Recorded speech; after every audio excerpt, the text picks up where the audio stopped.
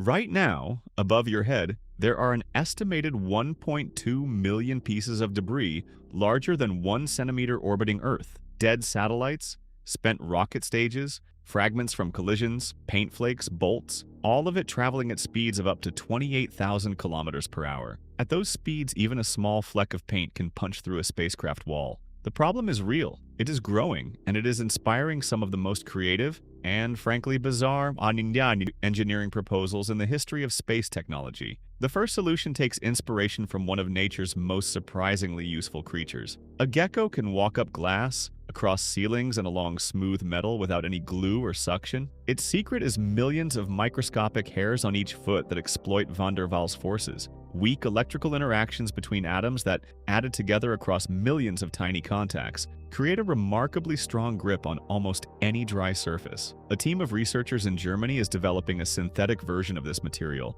and proposing to coat a satellite's surface with it, allowing the spacecraft to simply press itself against a tumbling piece of debris and hold on. The sticky satellite could work in two ways. In the first, the spacecraft physically docks with debris by pressing its coated surface against the object. No clamps, no grapples, just molecular attraction. In the second, the sticky material is attached to a line and cast out toward a target, capturing it on contact like a chameleon snatching an insect with its tongue. Once attached, the satellite would drag the debris down into Earth's upper atmosphere, where it would burn up harmlessly during re-entry. Simple in concept, extraordinarily challenging in practice, but the gecko has been doing it for millions of years. The final concept takes a fundamentally different approach. Rather than cleaning up debris that already exists, the Japanese Space Agency has been developing technology to prevent satellites from becoming debris in the first place. The system, called an electrodynamic tether, is a 700-meter conductive cable that would be attached to new satellites before launch.